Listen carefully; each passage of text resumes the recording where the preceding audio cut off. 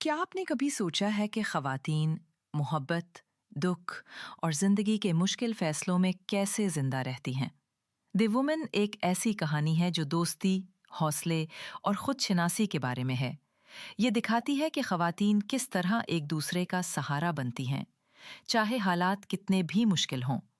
Frankie मे ग्रैट, एक नौजवान औरत, अपने भाई की मौत के बाद वियतनाम जंग में नर्स के तौर पर शामिल होती है।